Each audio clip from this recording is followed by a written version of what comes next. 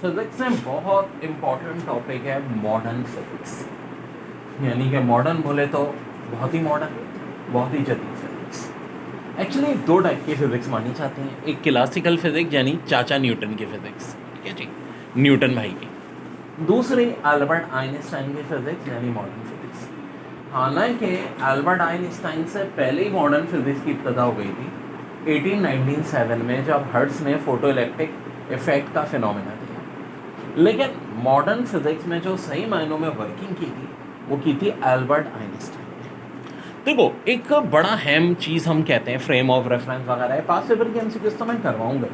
Postmortem करते हुए हमने चलना है मॉडर्न फिजिक्स पे, एक एक टॉपिक में जो भी एमसीक्यूज आएंगे आज तक किसी भी पास पेपर में, डजंट मैटर वो एमकेट, ईकेट या सेकेंड है या ए लेवल। यार आपने एक बात ऑब्जर्व की है कि चांद हमारा मूव करता है, चांद की स्पीड अराउंड 1000 मीटर पर सेकेंड। लेकिन क्या चांद की स्पीड उसकी असल स्पीड है? नहीं, क्योंकि चांद तो ज़मीन के साथ घूम रहा है और ज़मीन की स्पीड है 10,500 मीटर पर सेकेंड। लेकिन क्या ज़मीन की स्पीड ज़मीन की असली स्पीड है? क्योंकि ज़मीन तो सूरज के साथ घूम रही है और सूरज खुद घूम रहा है हमारी मिल्की वे में 2,10,000 मीटर पर सेकेंड की स्पीड से। और मिल्की वे जो है वो हमारे ग्रुप ऑफ गैलेक्सीज के सेंटर के गिर्द घूमती है। मिल्की वे की स्पीड आज तक हम मेजर नहीं कर सके, क्योंकि मिल्की वे में 4 खरब बोले तो 400 अरब सूरज यानी सोलर सिस्टम है।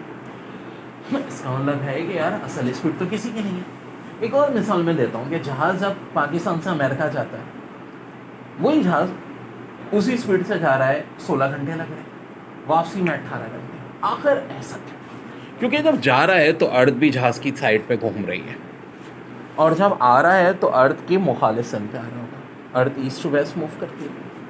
तो असल इसका मतलब है टाइम लगता 17 घंटे, लेकिन 1 घंटा यहाँ शॉर्ट हो गया क्योंकि अर्थ की डायरेक्शन में घूम रहा है, और वापसी में 1 घंटा।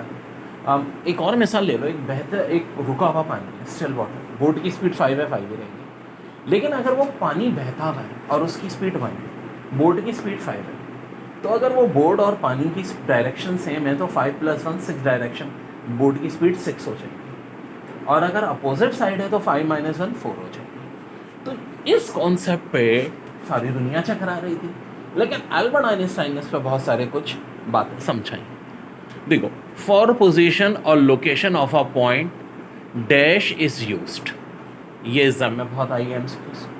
फॉर पोजीशन और location of point dash is used, तो इसका करेक्ट आंसर है फ्रेम ऑफ रेफरेंस।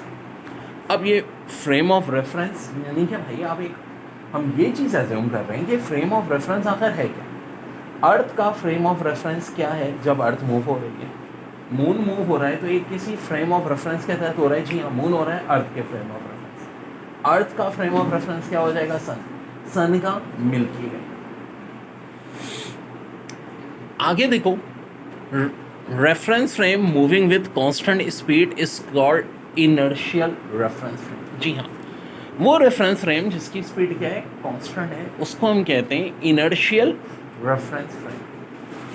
तो जब स्पीड कांस्टेंट नहीं होती तो क्या होता है? एक्सेलरेशन होता है। तो हम कहेंगे कि जब स्पीड कांस्टेंट नहीं है, ये एक्सेलरेशन है, तो फ्रेम इनर्शियल रेफरेंस फ्रेम नहीं होगा, बल्कि उसको कहेंगे नॉन इनर्शियल रेफरेंस फ्रेम। छोटी छोटी ये डेफिनेशन है और एमसीक्यूज पेपर में इस तरह आई है। फिर एक और एमसीक्यूज पास पेपर में आई है, frame of reference in which Newton's law are valid is called dash. तो जिस फ्रेम ऑफ रेफरेंस में न्यूटन लॉ वैलिड होते हैं उसको भी क्या कहते हैं? यही ऊपर वाला आंसर, इनर्शियल रेफरेंस फ्रेम। तो बच्चों 3 एमसीक्यूज भी हमने पास पेपर की कवर की। पहली क्या थी? फॉर पोजीशन और location of point dash is use, frame of reference is use. A reference frame moving with constant speed is called dash, inertial frame, reference frame.